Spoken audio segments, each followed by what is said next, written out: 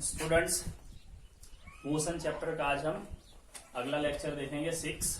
ठीक है, और आज हम कवर करने वाले हैं यूनिफॉर्म मोशन क्या होता है, नॉन यूनिफॉर्म मोशन क्या होता है, रेक्टिलिनियर मोशन क्या होता है, एक्सीलरेशन, रिटार्डेशन और इन पर बेस्ड न्यूमेरिकल्स को आज हम देखेंगे। ठीक है, तो सबसे पहले हम स्टार्ट करते हैं यूनिफॉर्म मोशन से। ठीक,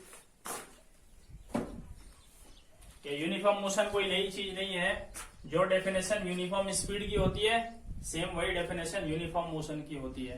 ठीक है, तो ये पहले भी हम कवर कर चुके हैं, बट यहाँ एक बार फिर से मैं डेफिनेशन लिख देता हूं। ठीक है, uniform motion, an object is said to be in uniform motion if it covers equal distances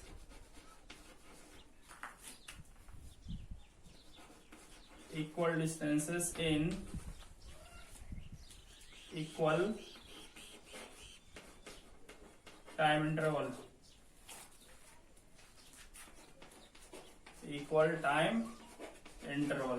ठीक है, एक ऑब्जेक्ट को हम यूनिफॉर्म मोशन में तब मानते हैं जब ये equal distance equal time interval में कवर करता हो। ठीक है, फॉर एग्जाम्पल ये कुछ लोकेशंस है ए बी सी डी, यहां से यहां तक का डिस्टेंस है 5 मीटर, यहां से यहां तक का डिस्टेंस है फिर 5 मीटर। ठीक है, और यहां से यहां तक का डिस्टेंस है 5 मीटर, यानी कि यहाँ पे डिस्टेंसेस क्या है, इक्वल है। अगर कोई ऑब्जेक्ट या कोई मैन चलना स्टार्ट करता है, ठीक है, और वो फर्स्ट 5 मीटर मान लीजिए वो 2 सेकेंड्स में कंप्लीट करता है। ठीक, 2 सेकेंड्स में वो ए से बी तक चला आता है। ठीक, फिर नेक्स्ट 2 सेकेंड में वो बी से सी तक चला आता है, और फिर नेक्स्ट 2 सेकेंड में वो सी से डी तक चला आता है। तो वो ऑब्जेक्ट कैसा मोशन कर रहा है, वो यूनिफॉर्म मोशन कर रहा है। क्यों यूनिफॉर्म मोशन कर रहा है वो, क्योंकि इक्वल टाइम इंटरवल में वो इक्वल डिस्टेंस कवर कर रहा है। ठीक, तो जब भी कोई ऑब्जेक्ट इक्वल टाइम इंटरवल में इक्वल डिस्टेंस कवर करता है तो हम उसे यूनिफॉर्म मोशन में मानते हैं। ठीक है, आप कहीं भी स्पीड निकाल के देख लो, सेम स्पीड मिलेगी आपको, है ना। जब वो ए से बी तक जाता है तो इसकी एवरेज स्पीड कितनी हो जाएगी, एवरेज स्पीड या नॉर्मली स्पीड भी कह सकते हैं। तो स्पीड कितनी हो जाएगी, डिस्टेंस डिवाइडेड बाई टाइम, तो उसकी स्पीड आने वाली है ना, पीछे हम पढ़ चुके हैं, डिस्टेंस को टाइम से डिवाइड करो तो 2.5 मीटर पर सेकेंड। यहां भी निकाल के देख सकते हो, सेम डाटा है, डिस्टेंस 5 मीटर, टाइम 2 सेकेंड। यहां भी आंसर आएगा 2.5 मीटर पर सेकेंड। इसी तरह यहां भी आपका आने वाला है 2.5 मीटर पर सेकेंड। तो हम कहेंगे कि ऑब्जेक्ट जो है वो यूनिफॉर्म मोशन में है। ठीक, बस एक ही शर्त है यूनिफॉर्म मोशन में होने की, इक्वल टाइम में वो इक्वल डिस्टेंस कवर करता हो। ठीक, चलिए अब आगे देखते हैं हम लोग नॉन यूनिफॉर्म मोशन क्या होता है। ठीक है,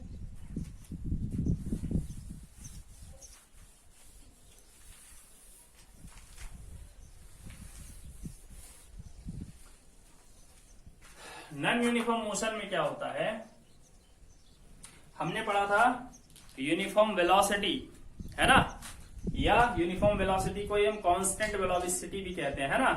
क्या डेफिनेशन थी कांस्टेंट वेलोसिटी की, डेफिनेशन ये थी कि अगर कोई ऑब्जेक्ट इक्वल टाइम इंटरवल में इक्वल डिस्प्लेसमेंट कवर करता हो, है ना, तो हम उसके वेलोसिटी को यूनिफॉर्म वेलोसिटी या कांस्टेंट वेलोसिटी कहते हैं, और उसका डायरेक्शन भी चेंज नहीं होना चाहिए। ठीक, तो अगर कोई ऑब्जेक्ट अपनी वेलोसिटी चेंज कर देता हो, ठीक है, अगर कोई ऑब्जेक्ट अपनी वेलोसिटी चेंज करता हो तो हम उस ऑब्जेक्ट को नॉन यूनिफॉर्म मोशन में होना मानते हैं। ठीक है, एन ऑब्जेक्ट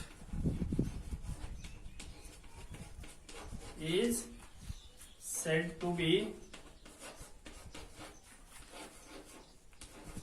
in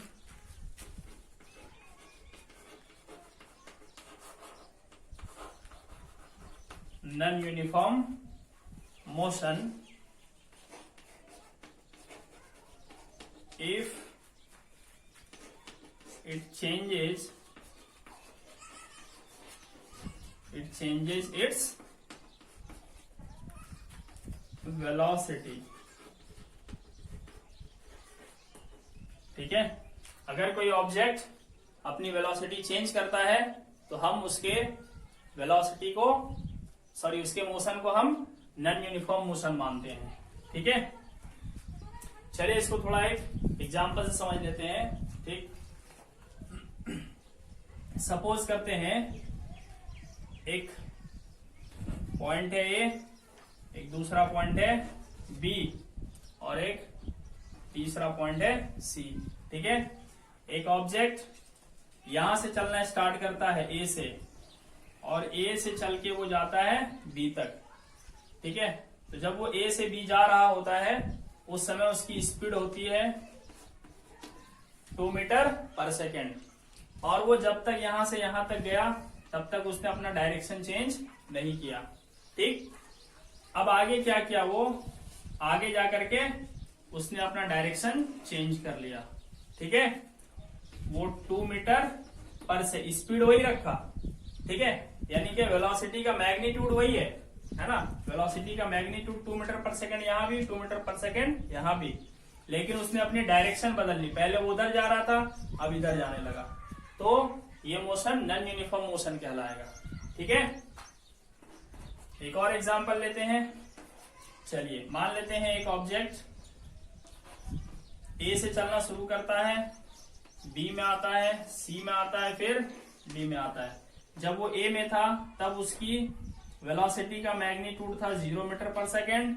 धीरे धीरे वो अपनी स्पीड बढ़ा देता है, यानी कि वेलोसिटी का मैग्नीट्यूड बढ़ा देता है। अब ये कर दिया कितना, 2 मीटर पर सेकेंड। ठीक, फिर अगली बार 3 मीटर पर सेकेंड। ठीक है, तो क्या कर रहा है, अपना जो वेलोसिटी का मैग्नीट्यूड है वो चेंज कर रहा है ना। पहले उसकी रफ्तार धीमी है, फिर थोड़ा तेज, फिर और थोड़ा तेज। मान लो उसने फिर स्लो कर दिया अपना रफ्तार, फिर कर दिया 2 मीटर पर सेकेंड और पॉइंट ई में जाकर के रुक गया, तो यहाँ उसकी रफ्तार हो गई 0 मीटर पर सेकेंड। तो यहाँ क्या हो रहा है, वो डायरेक्शन तो चेंज नहीं कर रहा है। ठीक है, वो सेम स्ट्रेट लाइन में चल रहा है। ठीक, स्ट्रेट लाइन में चल रहा है। ठीक है, तो वो डायरेक्शन चेंज नहीं कर रहा, लेकिन इस बार वो क्या चेंज कर दे रहा है, अपनी स्पीड चेंज कर दे रहा है। ठीक है, या कहें वेलोसिटी का मैग्नीट्यूड चेंज कर दे रहा है। तो जब भी कोई ऑब्जेक्ट अपनी स्पीड चेंज करता हो या वेलोसिटी का मैग्नीट्यूड चेंज करता हो तो हम उस ऑब्जेक्ट को नॉन यूनिफॉर्म मोशन में मानते हैं। ठीक है, तो एक ऑब्जेक्ट का नॉन यूनिफॉर्म मोशन में होने के 2 कंडीशन है। पहला कंडीशन क्या है, अगर वो डायरेक्शन चेंज कर देता है तब भी उसका मोशन नॉन यूनिफॉर्म कहलाएगा, और अगर वो अपनी स्पीड चेंज कर देता हो या फिर वेलोसिटी की मैग्नीट्यूड चेंज कर देता हो तब भी वो नॉन यूनिफॉर्म मोशन में समझा जाएगा। ठीक है, चलिए तो अब हम थोड़ा सा आगे देखते हैं। हमारा अगला टॉपिक है रेक्टिलिनियर मोशन क्या होता है।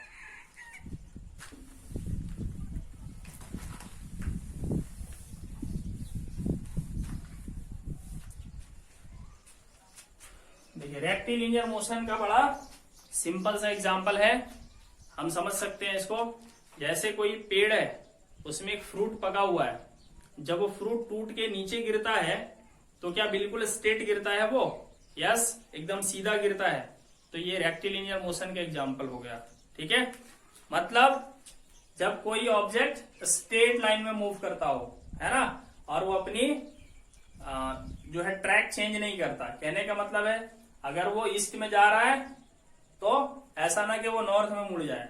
अगर वो ईस्ट में जा रहा है, नॉर्थ में मुड़ जाता है तो वो रेक्टिलिनियर मोशन नहीं हुआ, है ना। रेक्टिलिनियर मोशन का मतलब हुआ एक स्ट्रेट लाइन के अलग मोशन। ठीक है, रेक्टिलिनियर का मोशन का मतलब होता है मोशन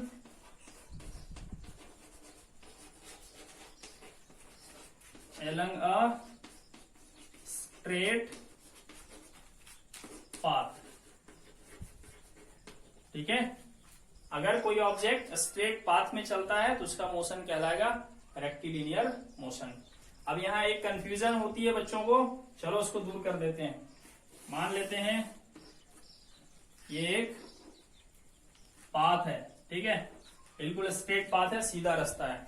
ठीक, यहां पर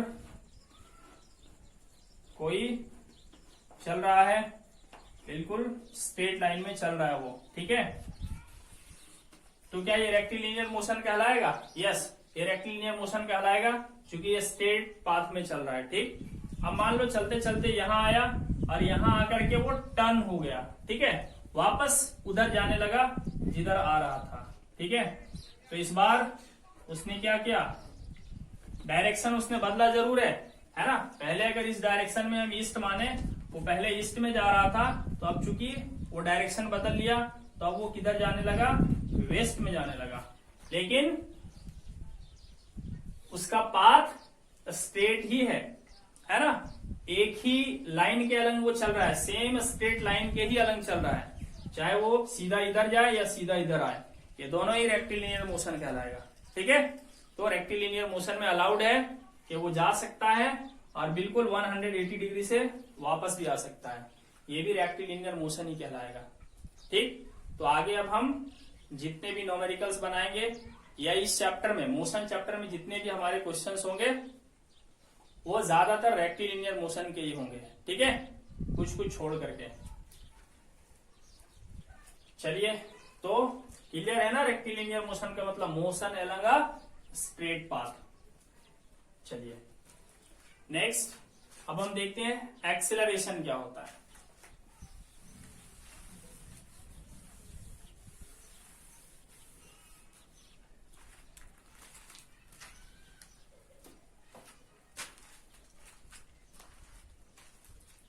एक्सेलरेशन, चलिए यहां मैं लिख देता हूं इसको,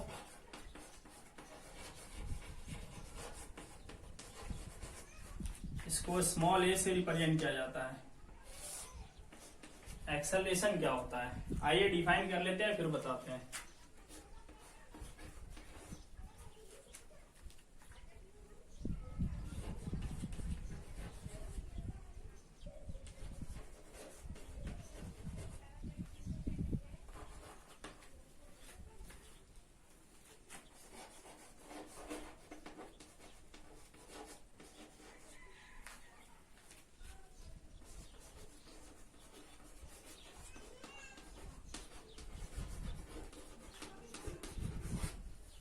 The acceleration is defined as change in velocity of an object divided by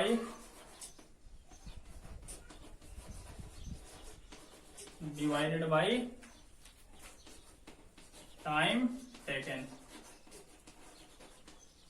ठीक है, एक्सेलरेशन का क्या डिफिनेशन है, change in velocity of an object divided by time taken.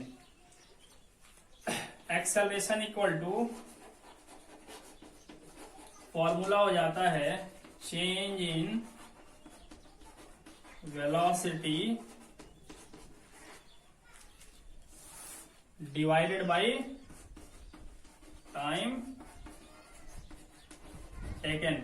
ठीक है, सिंबॉलिकली ऐसे दिखाया जाता है, acceleration equal to change in velocity divided by time taken. ठीक है, ये टाइम टेकन चाहे जितना बड़ा हो जितना छोटा हो कोई फर्क नहीं पड़ता।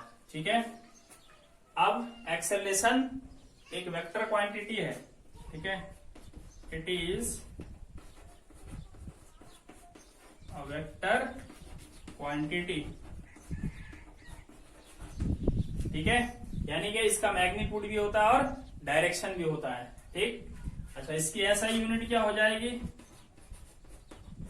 एसआई यूनिट देखिए वेलोसिटी ऊपर में है तो वेलोसिटी की यूनिट क्या होती है, मीटर पर सेकेंड, यानी सेकेंड नीचे, और फिर नीचे टाइम है, टाइम की भी यूनिट सेकेंड होती है, फिर सेकेंड मल्टीप्लाई हो जाएगा तो हो जाएगा मीटर पर सेकेंड स्क्वायर। ठीक। तो ऐसा यूनिट होती है इसकी मीटर पर सेकेंड स्क्वायर। इसको ऐसे भी लिख सकते हैं मीटर पर सेकेंड स्क्वायर। ठीक है, ये ऐसा यूनिट।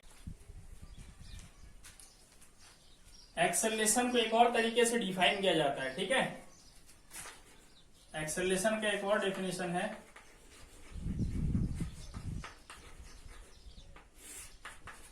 इसका एक और डेफिनेशन है rate of change of velocity. ठीक है, rate of change of velocity is called acceleration. ठीक है, ये थोड़ा सुनने में अलग लग रहा है लेकिन मीनिंग वही है। ठीक है, आइए, इसके रेट का मतलब होता है, फिजिक्स में अगर कहीं सिर्फ रेट लिखा हो तो समझ जाना उसे टाइम से डिवाइड करना है। ठीक है, तो एक्सेलरेशन निकालने के लिए टाइम से उसको डिवाइड करना है। ठीक है, किस चीज को? चेंज ऑफ वेलोसिटी को, चेंज ऑफ वेलोसिटी। ठीक है, चेंज ऑफ वेलोसिटी। तो आप देख सकते हो यही मीनिंग निकलता है इस वाले डेफिनेशन का भी। ठीक, चलिए, तो ये बहुत इंपॉर्टेंट है स्टेटमेंट, याद रख लेना। कभी भी शॉर्ट में अगर नहीं समझ में आए तो यही डेफिनेशन डाल दो एक्सेलरेशन का, rate of change of velocity is called acceleration. ये 100% एक्यूरेट है। ठीक, तो पहला एग्जांपल हम यहाँ पे एक्सेलरेशन के लिए लेते हैं।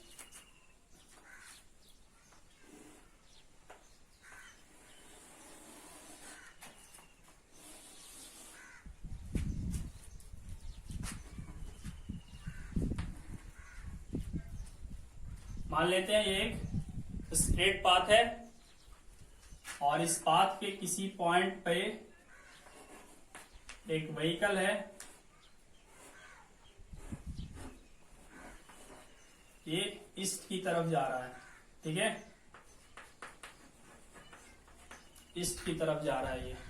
ठीक है, और अभी इसकी वेलोसिटी का मैग्नीट्यूड है 2 मीटर पर सेकेंड। ठीक है, तो चूंकि ये इनिशियल वेलोसिटी का मैग्नीट्यूड है जिसे हम यू से दिखाएंगे।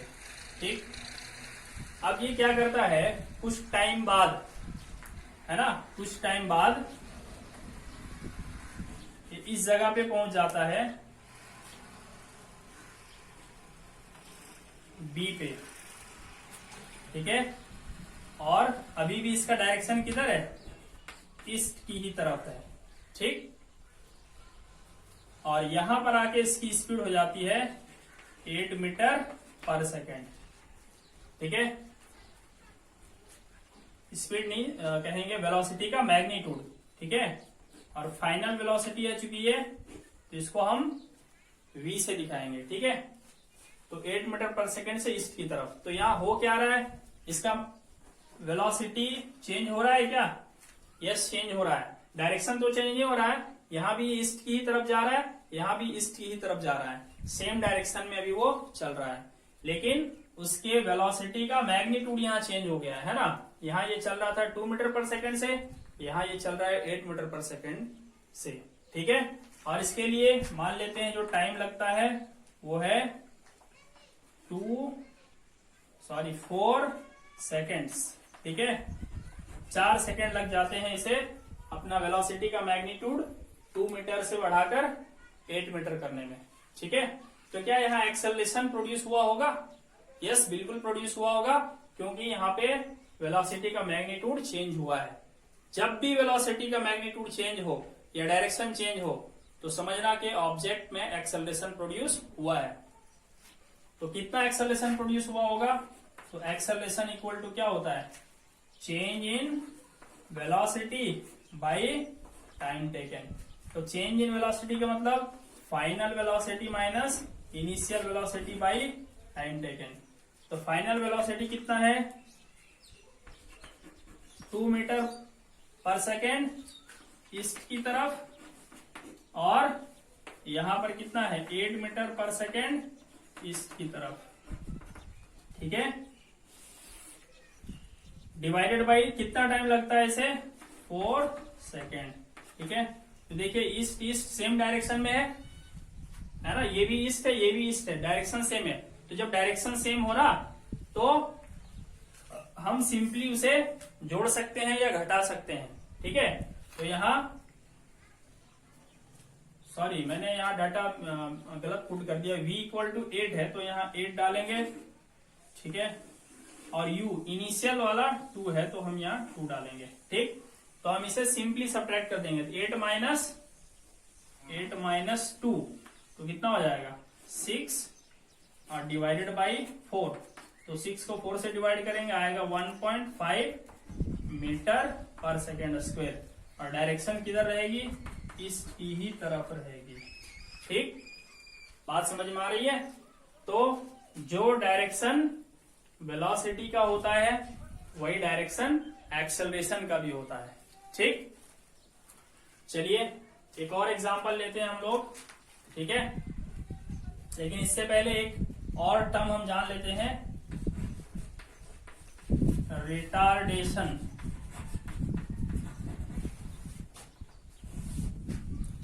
रिटार्डेशन का मतलब होता है नेगेटिव एक्सेलरेशन। नेगेटिव एक्सेलरेशन, ठीक, नेगेटिव एक्सेलरेशन को ही रिटार्डेशन कहते हैं। ठीक है, और जब कभी भी एक्सेलरेशन नेगेटिव आ जाए तो उसे आप रिटार्डेशन कह सकते हो, और उस समय एक्सेलरेशन का डायरेक्शन उल्टा हो जाता है। ठीक है, मतलब अगर ऑब्जेक्ट ईस्ट की तरफ जा रहा था तो एक्सेलरेशन वेस्ट की तरफ हो जाएगा, जस्ट उल्टा हो जाएगा। ठीक है, कब, जब एक्सेलरेशन नेगेटिव आ जाए। ठीक है, तो चलिए एक रिटार्डेशन का भी एग्जांपल ले लेते हैं हम लोग। ठीक है, चलिए इसी क्वेश्चन में समझ लेते हैं।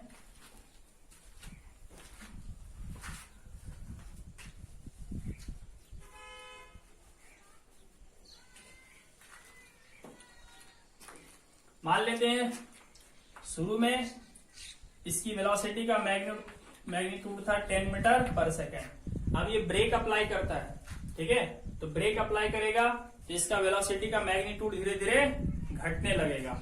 तो घटते घटते मान लो ये हो गया 2 मीटर पर सेकेंड। ठीक, और इसकी वेलोसिटी का मैग्नीट्यूड 10 से घटकर 2 होने में कुछ टाइम लगा होगा। मान लेते हैं वो टाइम जो था वो 2 सेकेंड्स था। ठीक, तो हमें क्या करना है, क्वेश्चन में दोनों चीज आपको कहा जा सकता है कि इसका एक्सेलरेशन भी बताइए, रिटार्डेशन भी बताइए। ठीक, तो हम दोनों चीजें निकाल लेते हैं।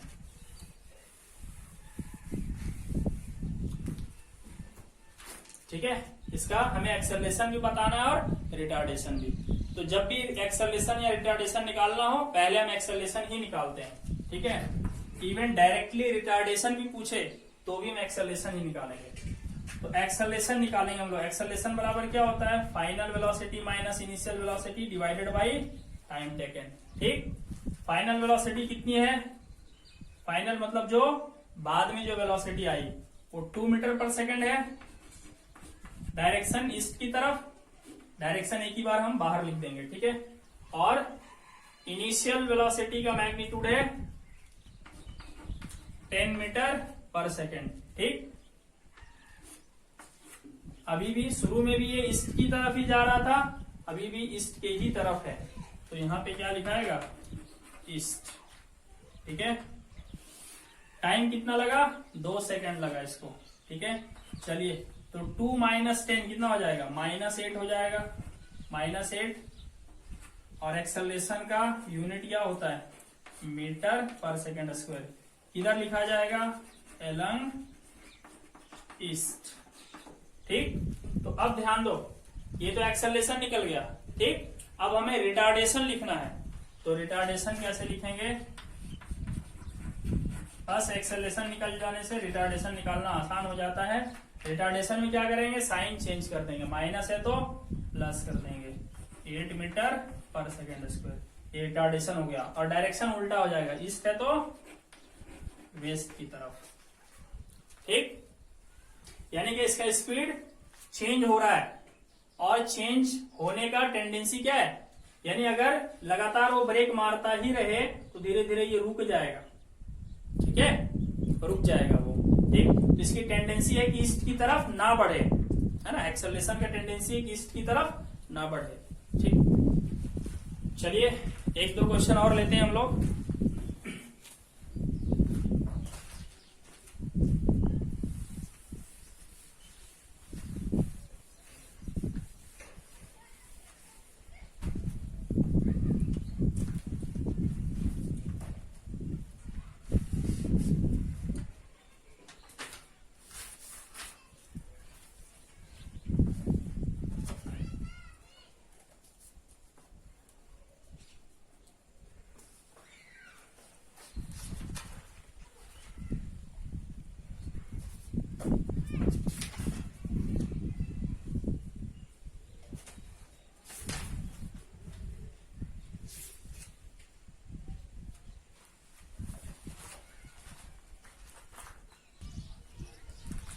तो क्वेश्चन है, a car travelling at 20 kilometre per hour speeds up to 60 kilometre per hour in 6 seconds, what is its average acceleration.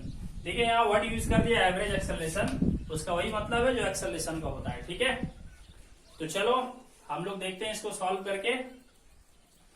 A car travelling at 20 kilometre per our, है ना, इसकी इनिशियल वेलोसिटी की मैग्नीट्यूड कितनी है 20 kilometre per our, और speed up करता है यानी कि अपनी वेलोसिटी का मैग्नीट्यूड बढ़ा देता है, ये बढ़ा के कितना कर देता है 60 किलोमीटर पर आवर, कितने टाइम में 6 सेकंड में। तो कह रहा है एवरेज एक्सेलरेशन बताओ। ध्यान देना यहाँ पे ये यूनिट किलोमीटर पर आवर में है और यहाँ सेकंड में है, तो पहले तो यूनिट ऐसा ही यूनिट होना चाहिए, अगर ऐसा ही यूनिट नहीं तो फिर सेम होना चाहिए, जैसे यहाँ अगर आवर था तो यहाँ भी आवर होना चाहिए था। तो पहले तो हम यहाँ यूनिट चेंज करेंगे। ठीक है, चलिए देखते हैं। अच्छा, यहाँ ये भी नहीं लिखा है पाथ वगैरह की कैसे कैसे चल रहा था, सर्कुलर चल रहा था, तो हम क्या मान लेंगे इसको रेक्टिलिनियर मान लेंगे। ठीक है, तो ये मान लेते हैं कार है,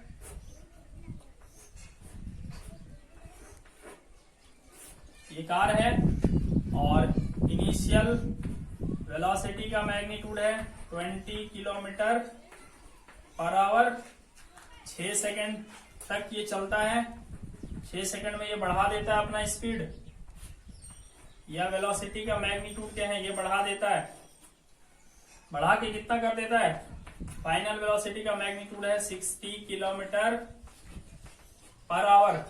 ठीक, और टाइम लगता है इसको कितना 6 सेकेंड्स। ठीक है, तो हमें निकालना है एक्सेलरेशन। चलिए, कुछ भी नहीं लिखा डायरेक्शन वगैरह के बारे में, तो खुद से हम एज्यूम कर लेते हैं कि ये ईस्ट में जा रहा था और अभी भी ईस्ट में ही चलेगा, यानी डायरेक्शन इसका चेंज नहीं हो रहा है। ठीक,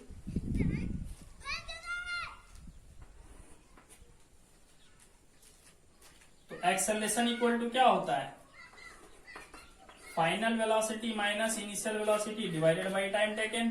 ठीक, तो फाइनल वेलोसिटी कितना है, ये है यहाँ पे 60 kilometre per our, minus initial velocity कितना है 20 किलोमीटर पर आवर, टाइम कितना है 6 सेकेंड्स।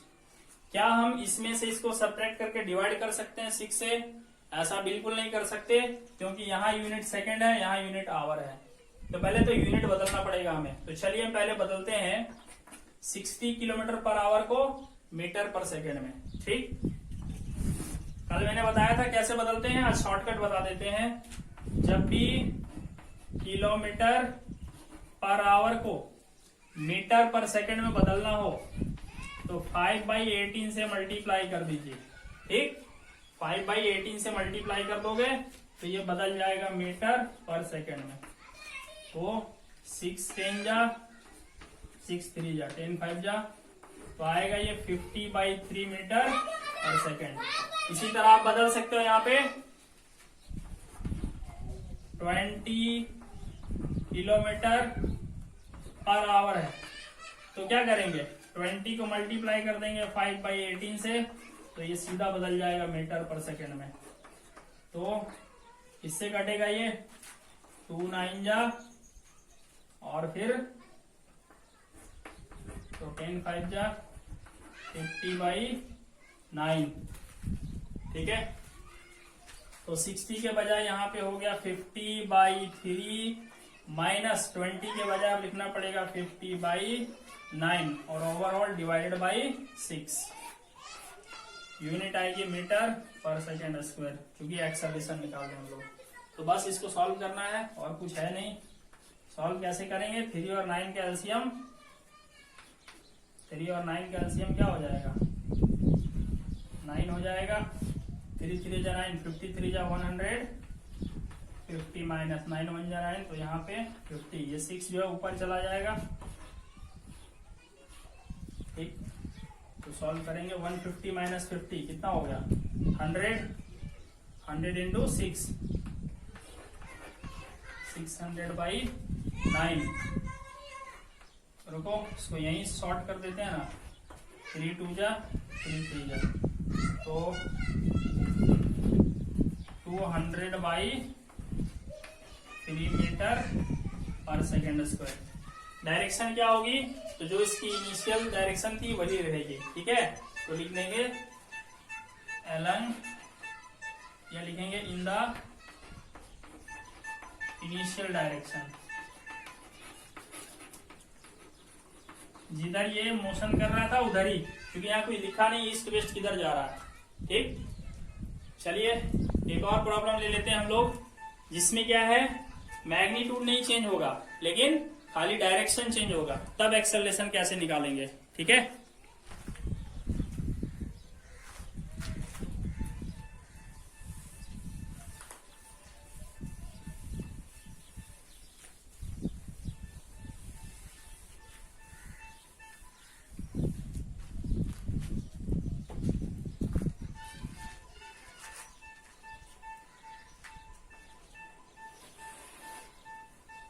ये एक प्ले ग्राउंड है। ठीक, यहाँ पे एक वॉल है, दीवार है। ठीक है, एक बॉल है।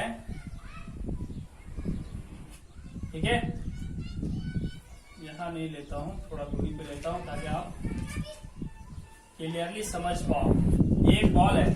ठीक, ये अभी उधर जा रही है, किधर? ईस्ट की तरफ। ठीक, ईस्ट की तरफ जा रही है ये 5 मीटर पर सेकेंड से। ठीक है, ऐसे जा रही है और ऐसे जाती है ये, और इसी स्पीड से जाती है और यहाँ पे आके टकराती है। ठीक, इस वॉल से आके ये कोलाइड करती है, और कोलाइड करती है उसके बाद वापस इस तरफ ये, अब ये इस तरफ आने लगता है। किधर? वेस्ट की तरफ। ठीक है, लेकिन स्पीड इसकी वही रहती है, यानी कि वेलोसिटी का मैग्नीट्यूड यही रहती है। कितना?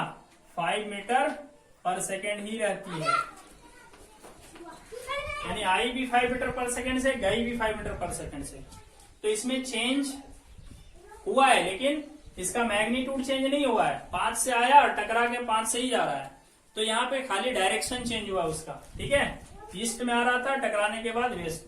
तो डायरेक्शन चेंज होने में कितना टाइम लगा होगा वो टाइम लेंगे। तो भाई बहुत कम टाइम लगता है ना जब कोई चीज दीवार से टकराती है और वापस इधर जाती है। तो केवल जब तक टक्कर हुआ है, जब तक कॉलिजन हुआ है, वही टाइम इंटरवल लेना है। तो चलिए मान लेते हैं बहुत कम टाइम लगा होगा, 0.2 सेकेंड्स के लिए ये टक्कर हुआ।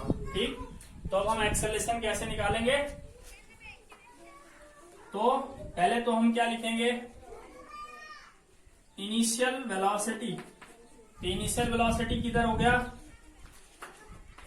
5 मीटर पर सेकेंड एलंग ईस्ट की तरफ जा रहा था ये। ठीक, फाइनल वेलोसिटी निकालो।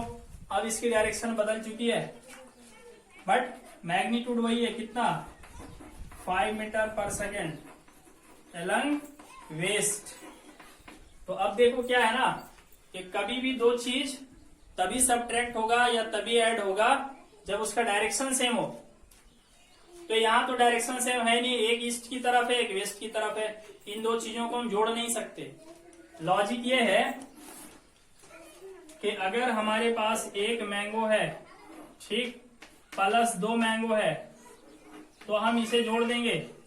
1 मैंगो प्लस 2 मैंगो क्या हो जाएगा? 3 मैंगो। ठीक है, लेकिन अगर हमारे पास एक मैंगो है और एक बनाना है, तो नहीं जोड़ सकते हम इन दोनों को। मैंगो के साथ बनाना नहीं ऐड हो सकता। इसी तरह ईस्ट में हम वेस्ट को नहीं जोड़ सकते, ठीक। तो क्या करेंगे, डायरेक्शन सेम करना पड़ेगा। अब वही सेम कैसे कर सकते हैं, एक तो ईस्ट की तरफ जा रहा है, दूसरा वेस्ट की तरफ, तो डायरेक्शन सेम हो सकता है क्या? तो हो सकता है, डायरेक्शन ऑपोजिट हो जाता है अगर साइन बदल दो तुम, ठीक है।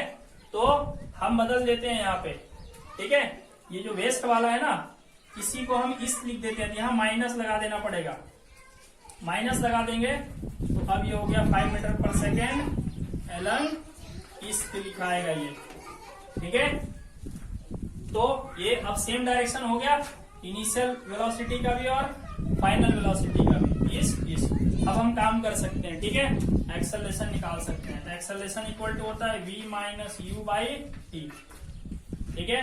यहाँ एक चीज मैं आपको बता दूं, असल में ये जो अभी हमने यूज किया है ना, ये वेक्टर का एक लॉ है ऐड करने का और सब्ट्रैक्ट करने का, वो हम 11th क्लास में डिटेल से पढ़ेंगे। अभी 9th क्लास में आपको इतना जानना है कि सेम डायरेक्शन में हो तभी हम उसको जोड़ सकते हैं और घटा सकते हैं, और आपको ज्यादा से ज्यादा ऑपोजिट डायरेक्शन मिलेगा। बस एक चीज ईस्ट में जा रहा है तो दूसरा वेस्ट में, तो दोनों का डायरेक्शन सेम कैसे करेंगे, साइन बदल के सेम कर लेंगे, ठीक है, जब भी इस तरह का प्रॉब्लम हो। तो चलिए v कितना है, फाइनल वेलोसिटी है -5, और फिर यहाँ माइनस है तो माइनस डालेंगे, और इनिशियल कितना है 5 है, ठीक, और टाइम कितना लगा 0.2, ठीक है। डायरेक्शन सेम है इसलिए हम इसे ऐड भी कर सकते हैं, सब्ट्रैक्ट भी कर सकते हैं। तो -5 कितना हो गया, -10, 0.2 निकाल के आ रहे हैं एक्सेलरेशन, तो मीटर पर सेकेंड स्क्वायर लिखाएगा, ठीक। तो पॉइंट हटाएंगे, ऊपर 100 होगा, 100 को 2 से डिवाइड कर तो आ जाएगा -50 मीटर पर सेकेंड स्क्वायर। ये एक्सेलरेशन हो गई। यहाँ एक्सेलरेशन नेगेटिव आया है, इसका मतलब ये है कि एक्सेलरेशन का जो डायरेक्शन है वो इनिशियली जो मोशन का डायरेक्शन था उसका ऑपोजिट है, ठीक है। चलिए, तो आज इतना ही। अब हम हर तरह का क्वेश्चंस अगले लेक्चर में करेंगे, डिस्टेंस डिस्प्लेसमेंट से, वेलोसिटी और स्पीड से, एक्सेलरेशन से, ये सारा मिक्स प्रॉब्लम देखेंगे, चूंकि हम अब यहाँ तक का कंसेप्ट डेवलप कर लिए हैं। तो आगे का वीडियो आपको बिल्कुल भी मिस नहीं करना चाहिए, हर हाल में आपको देखना चाहिए, क्योंकि जब तक आप वो नहीं देखोगे ओवरऑल चैप्टर का कंसेप्ट क्लियर नहीं होगा, ठीक है।